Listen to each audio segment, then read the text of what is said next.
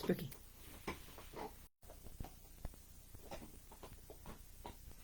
Morning. I hope somebody might join me live on the live this morning. This month's live is difference between tracking and mantrailing, and what the fuck is trailing. I'll give it a minute for people to jump on before I jump straight into it all. I know a lot of you guys will probably watch this on the recap because it's 9 o'clock on a Thursday and most people are actually working. But since my job is flexible, I can do these whenever I want. Yeah, I hope everyone's had a lovely week, and if you do join me live, pop your details in the comments or just say hello, and we'll have a jolly time. So, difference between mantrailing and tracking. I'm coming from this from a point of view of somebody who is a mantrailing instructor, has been a mantrailing instructor for almost 5 years, somebody who did tracking previously with operational security dogs, and somebody who's just kind of rediscovered tracking recently with Scent Imprint for dogs, instructor course, and kind of spend a bit of time looking at my dogs and what they need, having wanted to do mantrailing with them all, but not all of them are capable of doing mantrailing for various medical reasons or stupidity reasons because they will kill themselves because they're stupid. So yeah, so my background's quite varied with it, but I do have an absolute love and adore of mantrailing. It's been my livelihood pretty much for the last 4 years, specifically, definitely 3, and it's something I'm very passionate about.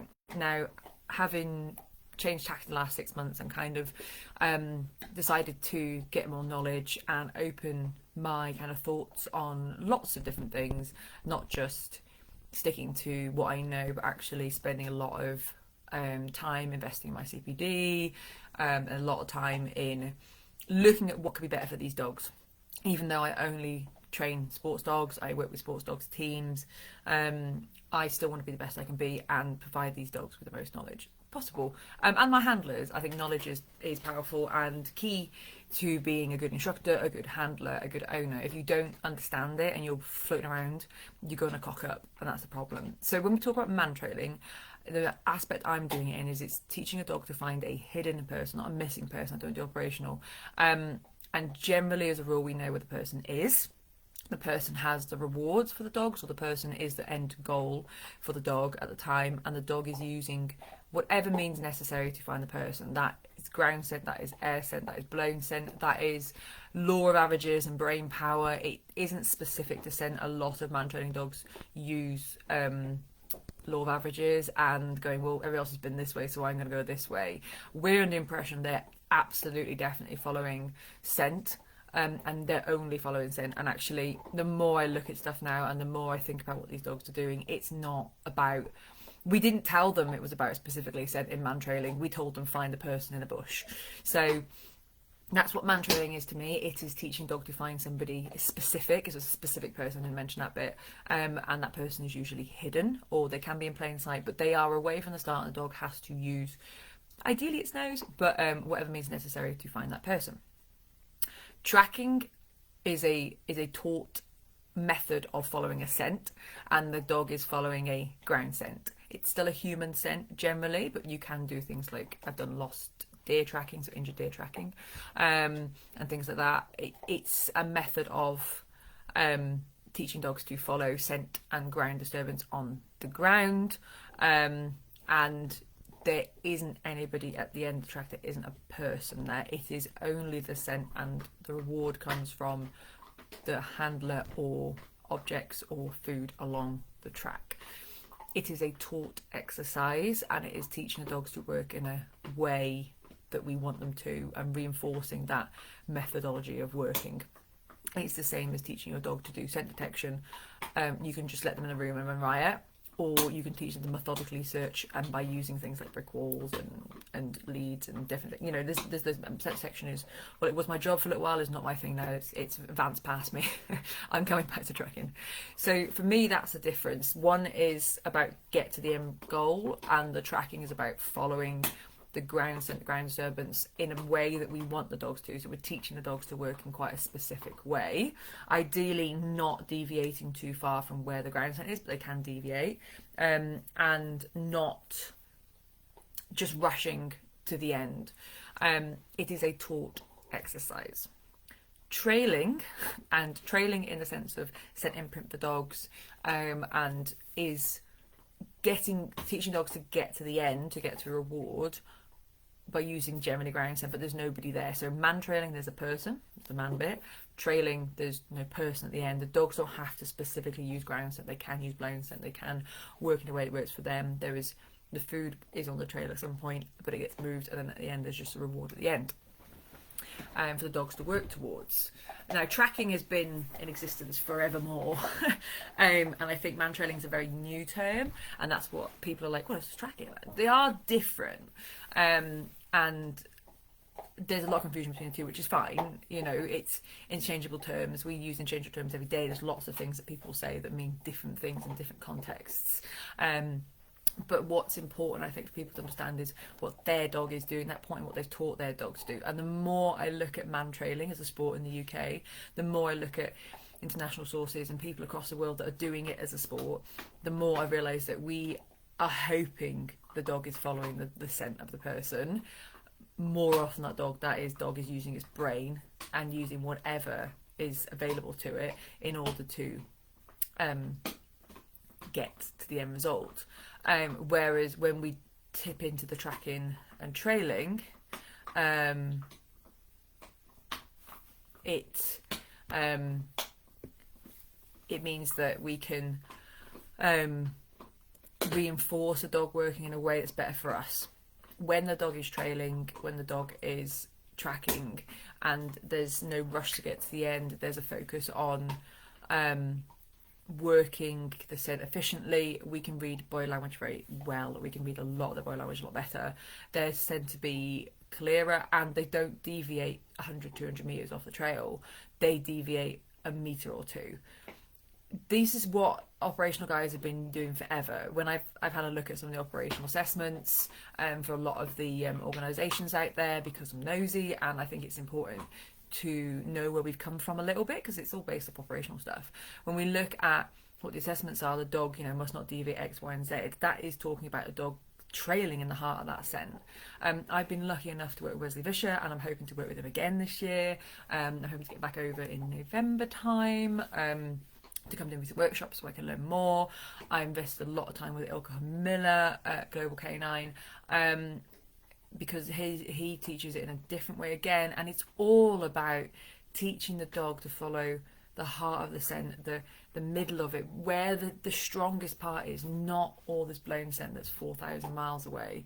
And it's really interesting to see the difference in the dogs when we do this, and how well they learn to follow that scent massively. It's so interesting to see how they work. And I've seen a huge change in my dogs. Anybody that's seen Gin, my very high drive Ferrari Springer Spaniel, will know that she's wild. She's wild as fuck. She's exactly what I wanted, but she's wild as fuck. She's not an ideal man-training dog. She's the exact opposite of what a man-training dog should be. She's wild. She will whiz off an air scent. She's very difficult to read because she's very fast. She's always thinking about 15 things. She is not a man-trailing dog by any means. She would never be suitable to do it operationally because she's too erratic. If I taught her in the way that I was taught how to teach man-trailing, with extreme intensity and just fucking follow the dog, it doesn't matter if they're on a blown scent or whatever, which I'm not poo-pooing blown scent, that's not what this is about. She would be very difficult to read. Now I've done tracking with her, and I've taken a lot of the knowledge from Wesley, a lot of knowledge from Ilka, and I'm working on her. She is efficient and she is amazing, and I could hand her to somebody and they could do a track with her, they could do a trail with her, with that person at the end of the moment, and they could work her and read her. She's become that obvious. There's loads of knowledge out there, and we get so bogged down in this, like, this bit, which I've been in those kind of communities and things, which I fucking love the support, like, it was amazing. But actually, when it comes down to it, there's so much knowledge out there. We need to actually look at what we're fucking teaching our dogs. And often when we're doing man trailing, we're not teaching them to use scent. We're hoping they understand what we want. and that's a very fucking big difference. And I'm not saying mantrailing is wrong, absolutely not. I fucking love it. I still teach it. I will teach it forevermore. It is my absolute joy, mantrailing. It's just makes my heart sing. But I think there's things that we can do, and there's things that we could add to some dogs, not all dogs, dogs that don't always need it. Some dogs get the game and they've got it on their own, but there's stuff that we could add, like tracking. And the tracking could be various different methods. It could be footstep tracking with food, it can be the Scent Imprint for dogs method. I know there's lots of different companies now doing instructor courses teaching. I don't know what the foundations of those are. But it's all about teaching the dog to follow ground scent and footsteps and vegetation and the real heart of that scent. And even on a windy day, like you'll find that they might do a meter to the left of where the trail is because the wind's blowing that way, but they're working the heart of the scent. And I love it. Like Ilka's finish, and he just comes up with this word and just goes, at the heart of the scent, and he says it with this absolute amazing passion that makes my heart sing and go, this man knows his shit, and this man has seen struggles dogs and working to it. And when I first started doing tracking with Jin, fucking hated every second of it because she was hard work. Spook, my little Mallee Shepherd's on the floor, easy as sin. She's like, oh, this is easy, I can do that because I'm a methodical dog. Jin is not a methodical dog. It's something that you can do at home. I can do tracking by myself. I can set up a track, let it age and come back to it. I can get my partner to walk, leave some bits and bobs out, and then he doesn't have to be involved. There's nobody hiding in the bush. It reduces the speed and increases the accuracy. So for me, yes, use both. I think it's really important if you want a really well-rounded, efficient mantrailing dog. A mantrailing dog is not a one-sport dog. It's using the tools available to help you. Like a pet dog, like when you train your pet dog, you don't just teach them how to do basic obedience. You don't just teach that, you teach life skills. So in a normal class, that teach you to settle, sit and say those 3 commands. But you still need your dog to jump on stuff. That's not in a normal puppy class. You need a dog to jump in the car or jump off a sofa. You need your dog to understand that they have to wait for their food. You need your dog to understand that there's boundaries in your home, like don't rush out the gate, or what it means putting a lead on. What you are taught in class helps, but what you do in the real world is different. And you set the things up that work for you and your dog. You know, for my dogs, they are all taught to respect the boundaries of me because when I was heavily pregnant, I'm massive. I'm very, very poor on my feet because I had a bad back. My dogs were taught go away command, like leave, give me space command, get. It's not a command that's taught on every other course, but it's something I need. And the same with mantrailing. Like when you start mantrailing, you're taught to do things in a certain way, no matter what bloody method you use, doesn't matter. But you can add tracking as something to help. You could add scent work as something to help because you're teaching all these dogs really cool skills. So it all fits together, and it's really important that you are well-rounded and don't just stick to one thing, because one thing isn't going to help you. Looking at different things, introduction to tracking and seeing if you enjoy it, and looking at doing a bit of scent work and see if you enjoy it, and if your dog enjoys it, and all the time you're helping your dogs understand what you want from them, because mantrailing is a dog-led sport, and which is fine, like it's what we want. It's so empowering for so many dogs, and that's it. But you're expecting them to understand what you want, and nobody in mantrailing told the dogs, we want you to follow the trail. We've only told them, get to the end. If you literally think about it, I know I'm like fucking staring at the screen, like trying to get into your brains, but you haven't explained anything to them. You've given them the edge of the jigsaw. Here's all the pieces, and no, you haven't given them the picture. All they know is they've got to get to the end, which is why we get fast dogs. We get dogs overshooting. We get dogs cutting corners. We get dogs throwing handlers through bushes, throwing them on the cars, being dangerous and erratic, because we never said to them, hey, could you follow the trail on the ground here, or like close to this trail, and do it in an efficient way, and as you do that you'll get rewarded. And then when we take the rewards away, like there's rewards at the end, but I could do you doing this way. Same as like doing loose lead walking. Like I just need you to walk next to me and not pull. I don't need you to be perfect. But you could be perfect, and that's fine. But I'll explain to you that I want you to be perfect, and I'll build that knowledge in. No dog was born knowing how to fucking heel. But you can build it in. And if you actually think about what your dog's been taught, it's not what we think it is. It's not what we're being told they've been taught. And I know I'm like, oh my God. fucking think about it. But just sit down for 2 minutes and think about what your dog is doing when it's mantrailing. And I'm trying to pass this knowledge on to everybody, and I'm like, look, you know, here's the things that you help your dog with. You know, it's just plain little fucking scent work in the house and hiding stuff and coming to sources. It's all about, you know, having fun. But you can make your life easier. So I'm just going to check if there's any comments, because my computer isn't showing anything, but I think it's showing up on here. So I've just ranted at the screen for 15 minutes because I'm like, it's it's a nightmare. Yeah, Jin does need to come shoot with you, Amy. Have you found, so Claire's asked, have you found any issues with true mantrailing dogs? Dogs have done mantrailing frustration levels, especially high drive fast dogs. Yeah, so I've worked, when we did the Scent Imprint for Dogs instructor course, we had 2 dogs there that were very high drive and very high frustration point dogs who would turn around and scream at their owners, would turn around and drag their owners. And you've just got to break it down in a way that works for the dog. It's not a mantrailing exercise, and you don't start it the same. You don't use the same harness, we don't use the same cues. And actually, we don't cue anything when we started it. We literally put some food out in a pot and went, hey, look, there's some food on the floor here. And the dog went, oh, fuck, look at that, that's nice. Yum, yum, yum. And we took the pot away, and the dog was like, okay, what's next? Started following its nose, got to the next reward and the next reward. This is a self-discovery exercise. And yes, first couple of dogs fucking dragged their owners around. And then they went, hold on a minute, I don't need to rush. I can just work this.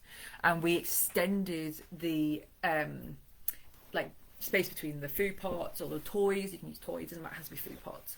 My foot's gone to sleep. And we extended that distance, and we got dogs doing 600-700 meter tracks with like 2 food pots on and 5 or 6 turns, and they were just like working it like they've been tracking forevermore. Like, this was day 4 of the course, and I'm stood there going, that dog on an open area trying to mantrail would have fucking killed their handler. Like, I know exactly what that dog would have done. It would have tried to kill him, cast around and gone ballistic. I mean, really, really hard to work. And to see these dogs walk the track and reduce all that chaos down was just unbelievable. Like, for somebody that works majority high drive dogs, for somebody that lives like that, and like, I know you're talking about Wally, Claire, and yeah, I think it would be frustration for both of you at the beginning. Like, you'd both be like, oh, this is fucking too slow. But I think Wally would get it, but it would take a bit of tweaking, and the same as like anything, it's tweaking these things. But because there's nobody at the end, there's no like, I need to get this fucking person to get my food. What the dogs soon realised in like 2 or 3 repetitions of tracking, that if they keep on the track and keep working, they'll find the little nuggets of gold as they work along. They don't need to tear ass to the end to get the reward. And all that adrenaline, all that fucking chaos, all that just stupidity that comes out in the dogs stepped back, and this calmness entered. And it was so interesting to see these really experienced dogs that have been trailing 2 or 3 years. Well, I think one dog's 6 or 7 years old and been trailing for a really long time. And they just calmed. It was so interesting to see. I'm not going to say it's going to fix every dog. Absolutely not. I can never say that. But it was interesting. And knowing, I've seen Wally work a few times. I've not seen him work loads and loads of times. But I think it would make a difference, but it would be very frustrating to start off with you both. I think you'd both find it quite boring to start off with, but then if you get past that, you'll have a dog that works more efficiently and less spanially and less chaotically. But yeah, for me, I think it helps a lot of dogs, but it's not going to help every dog. It's like every sort of training is not going to help every dog. Like, I'm going to start doing it with Captain now he's recovered. So for those who don't know, Captain's my mantrailing dog. He was bred to be a detection dog, but he was born just before lockdown, so I never worked him, so I pushed him into mantrailing, which he absolutely adores because he's high drive and he's really, really, really searchy, did shit tons of intensity to the point where he would kill himself to get to a trail layer, and he has actually injured himself to the point where he was almost on, I thought I had to put him down because he's dragged himself that hard mantrailing that he's ripped the ligaments in his legs on his groin, and he kept repeatedly doing it to the point where he was significantly injuring himself anytime he left the house. So it started because of mantrailing. It was that shooting forwards, he was just damaging his legs, so pulled off mantrailing. He's been on and off crate rest for almost 12 months now. And did a bit of mantrailing and he kept reoffending. So he's now banned from mantrailing because he goes so fast. He is so fast, he's so strong. He has jumped off the side of a castle wall, he has impaled himself. He is a complete tit because he did too much intensity. I went too much by the book with him when I was first learning, because he's you know, one at the start of my mantrailing journey, and I broke him. He cannot mantrail again. I cannot risk him mantrail again and injuring himself to the point where he is in just constant pain. He's now recovered and we're going to start tracking.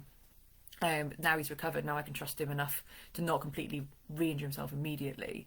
He won't be using his mantrailing harness, he won't be having any of the same mantrailing cues, and it will all be calm and collected. I'm going to teach it completely away from any sort of mantrailing environment for him. I'm probably going to start instructing hard surfaces to make it like nothing like mantrailing, and it will slow him down. I can guarantee it will slow him down and make him work more methodically and make him fucking easy to read. I'm not going to return to mantrailing with him because I just can't guarantee he won't kill himself. But it does make a huge difference, and it'll give him an enrichment outlet that isn't dangerous for him. Because I can't even trust him doing scent work because he will kamikaze off shit. Because he has no self-preservation, because I never encourage self-preservation in him. I only encourage ethics to work. And that is the drugs dog handler in me, and the working with methods that are very good, but not for Springer Spaniels. They are not Spaniel methods. And I think there's not, well, that's a discussion for a different day. Fucking adaptability of methods or adaptability to different breeds is a different discussion for a different day. Because there's shit tons of lack of knowledge in that department. So, any more questions, guys?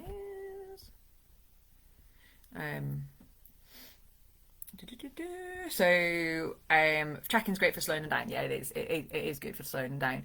The dogs that I've seen go from tracking into mantrailing are so much more efficient dogs. They work so much better. So someone's asked, I have a small crossbreed who's done lots of scent work for sports, fab addict. She's methodical and alone but enthusiastic. Loving a mantrailing, but finding scent articles starts a challenge and she wants to target, then loses confidence. Once she sets off, she's on it. Could really help her confidence, Ada starts. My thought process is that she's been so specific in her scent work, she wants to be accurate. Yeah. So the dogs that kind of take scent and then go, I don't know where the trail is, because they sniff and then they start fucking looking about, or they can't get out of scent pool because you're working in like the car park, or there's too many distractions and the dog's like, I think it's coming that way and I think it's coming this way, and they're just not sure. This will help, because when we start with the tracking, the way I was taught, I mean, there's hundreds of different ways to do it. The dog comes in on the heart of that scent, so they come to scent article and they learn to go straight off. So if this chocolate is the scent article, instead of going sniff, where's the trail, they go sniff, there's the trail, and they work in this smaller area and work from it than suddenly going sniff, okay, where the fuck's the trail? This is my dog head. I need a little stuffed dog, don't I? So they tend to set off better. Again, I'm still new to this. I did the course in January. I feel like I've become enlightened. No, I got addicted further. I just had another level of addiction. So like if I was on cocaine, now I'm on cocaine and LSD. I got another level, and I've been practicing with my dogs and practicing with client dogs. I'm now starting to bring it out into workshops. Now I feel more confident. I'm going on workshops myself. I'm investing a lot of time and money in this. I'm a bit better at it. So yeah, I think tracking would help what you're describing with your dog. Having not seen it, I don't know. To set off in a more efficient manner. It gets rid of some of the bill, bill, bill, bill, bill that goes on with some dogs. I've got a couple of dogs in mind that I know are coming on to workshops. I'm like, really think this is going to help you. The reason I love the methods I'm using and the Scent Imprint dogs and the Global Canine is they've been fucking practicing these for years with all different breeds.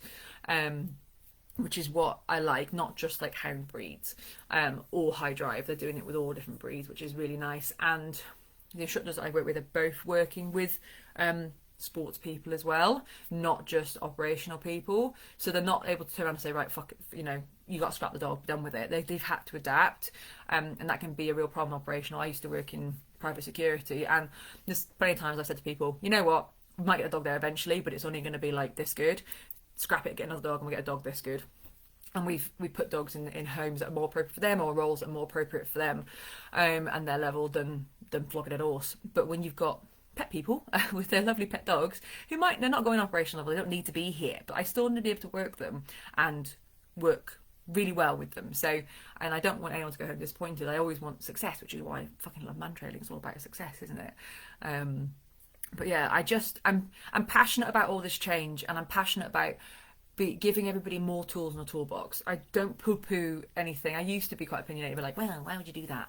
And I'll retract those statements and say, like, look, you all have knowledge and you all different things. There's no harm in trying something else. If you want to do tracking though, like as a sport for IPG and other different acronyms, do not fucking do mantrailing first. Do tracking first, for fuck's sake, because you want your dog to be efficient at it and not cut corners, whereas mantrailing dogs always cut corners. You know, we're not looking for a perfect dog. That's a pure tracking dog. Do not do mantrailing with your dog. That'd be my only caveat. If someone comes to me like, I don't want to do tracking, I want to do tracking properly and I want to do this, don't do mantrailing with your dog. It will be much harder to bring them back on it. Oh my god. So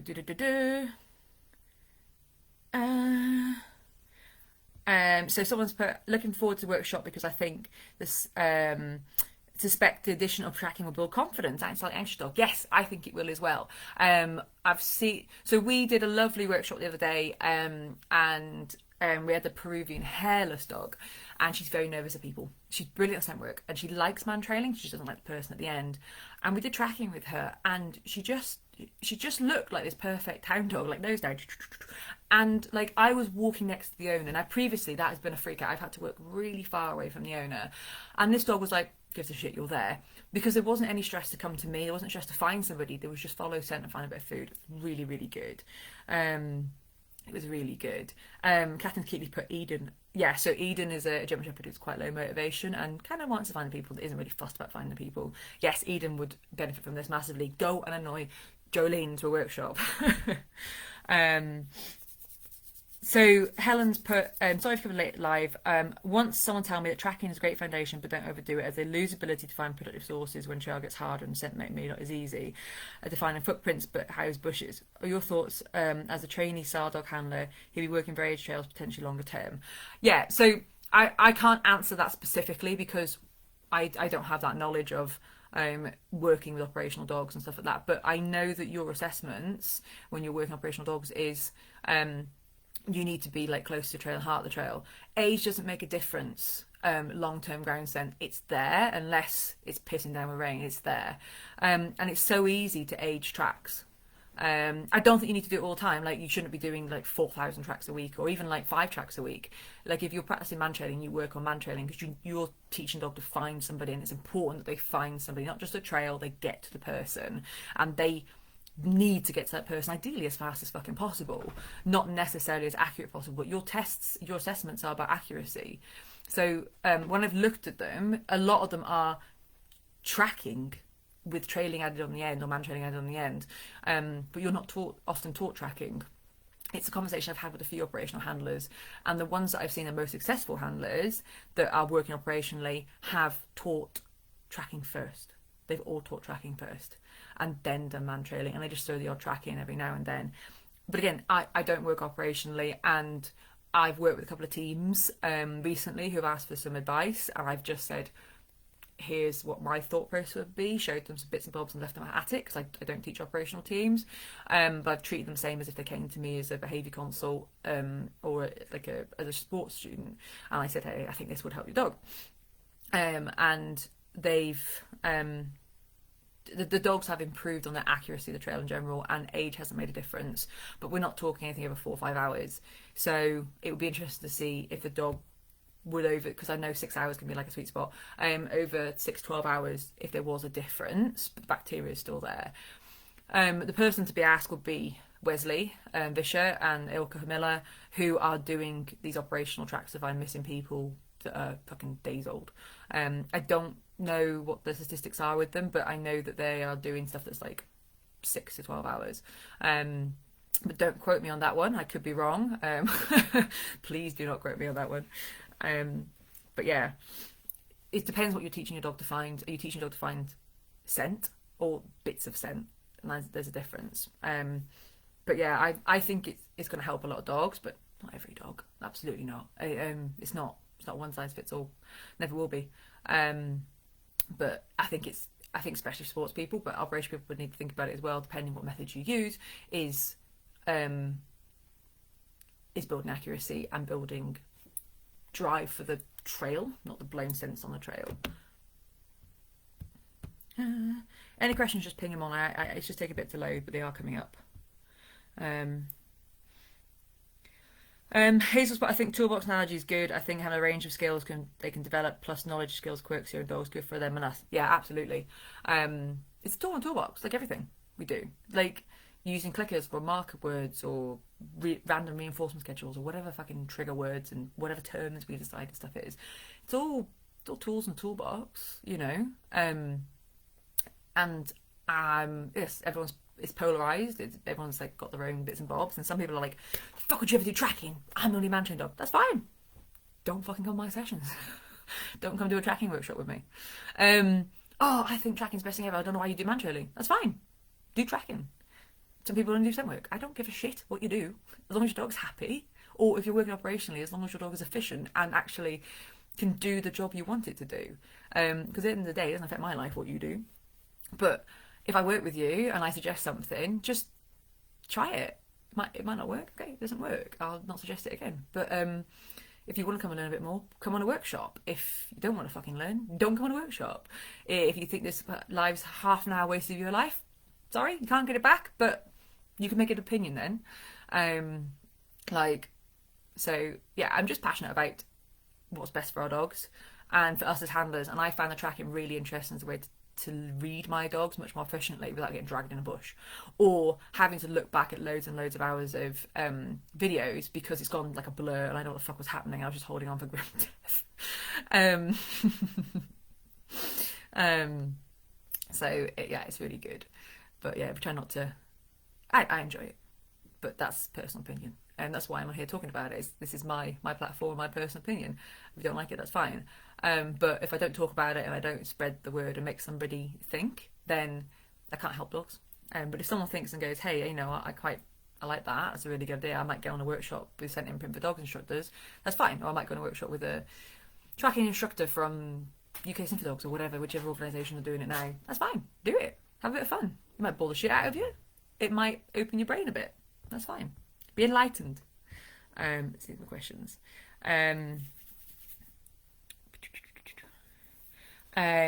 Helen's put, you described Theo the Labrador as a Mallee Cross Spaniel once. He's wild and drivey. We did more research at the age factor with tracking. Do you want one of my Mallee Labrador, Helen? Because she's gonna be a fucking something special. I really want to hate her, but she's so good. What a shit mix, but what a good dog. So when I did the injured deer tracking, I was amazed at how the dogs didn't give a flying fuck about age.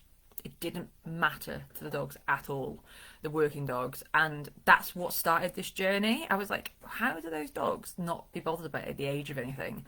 Like 6 hours, 16 hours, dogs didn't give a shit. They just worked it. They weren't working very long, only working at 400 or 500 meters, but they didn't give a shit. It was so interesting.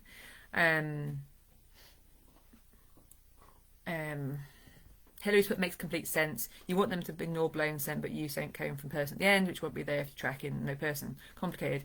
I don't want them to ignore blown scent. I just want them to be more efficient. Blown scent's fine. Like, they can work it. I just don't want them fucking disappearing 300 meters off the trail on blown scent and then going, oh, I fucking lost the trail somewhere. And you're going, well, I don't know where you lost it because you worked down here beautifully. You look like you were trailing.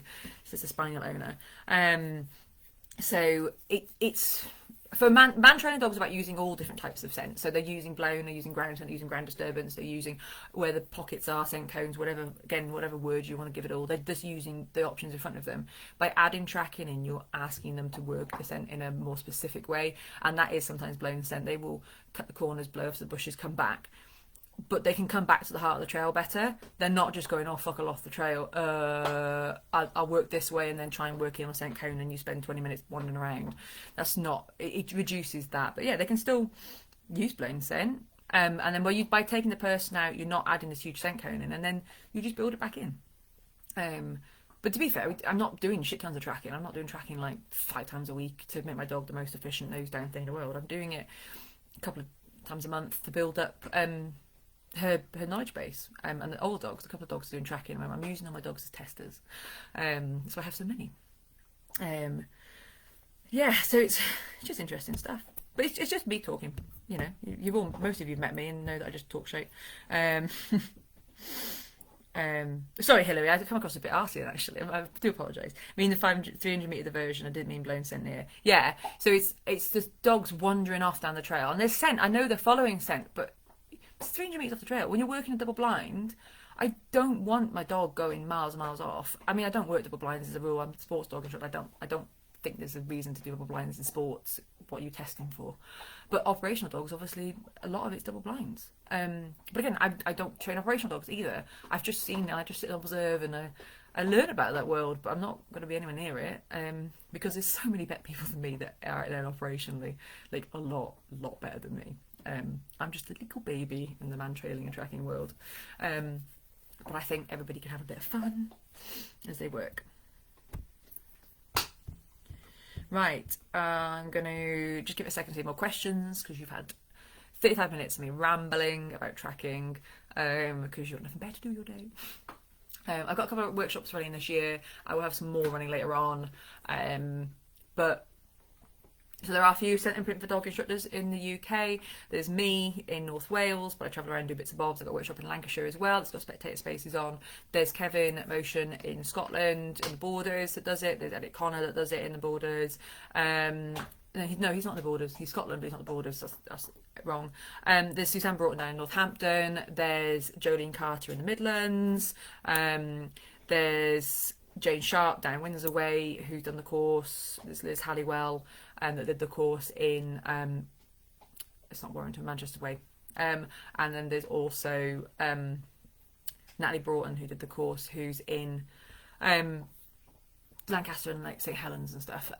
So there's a few people that I think it's on the Scent Imprint Dogs website, which should be on. I'm now panicking that I've missed somebody off the course. Who else was on the course? But there's a few of us about it. If you want to get into it with the Scent Imprint for Dog method, then drop me a message and I'll get you on the waiting list, or I'll suggest who's closest. If you want to just do tracking, just find someone that's doing tracking.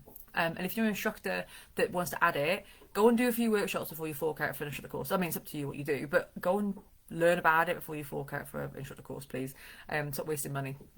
you can have fun and learn stuff without spending a small fortune all the time. I mean, I know we all want to do the old CPD, but stop buying courses without thinking about things, please.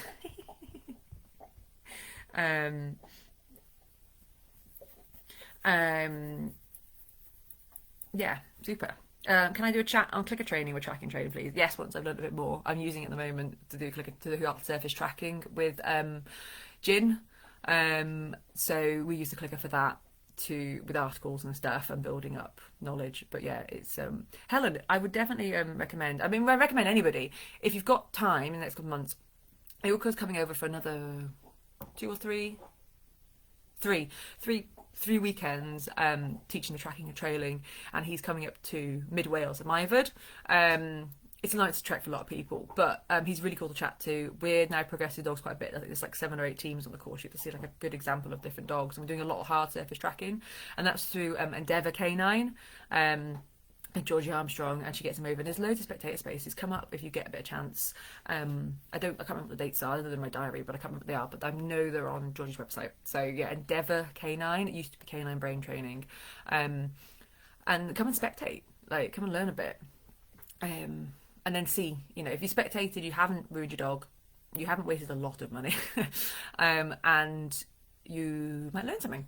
You also get to meet some cool people, which is nice as well, because we've got students from all across the UK on that course. I'm just very lucky it's 20 minutes down the road from me. But yeah, definitely worth a weekend of your time if you've got it. But yeah, I can talk about tracking and trailing and clickers when I've learned more. I'm not going to talk about something I don't know 100% about, so I'll learn a bit more. But we need to meet up Helen at some point and do some bits and bobs. But yeah, super guys, thank you for listening to me rant for 40 minutes. Any questions, I'm at, just drop me a message in through Trailing Canines, drop me an email, ping me a message on WhatsApp, whatever. Let's have a chat. That's what I'm here for. If you can't get in a workshop, drop me a message and I'll add you to the waiting list. I want to get some more organised. I've got a few at the moment, but I want to see how they were. I need to check the layout before I do any more, because I need to make sure I do it right. So yeah, have a really good day, guys, and hopefully it's sunny where you are. It's not quite sunny here yet, but it'll be sunny here soon, hopefully. Bye.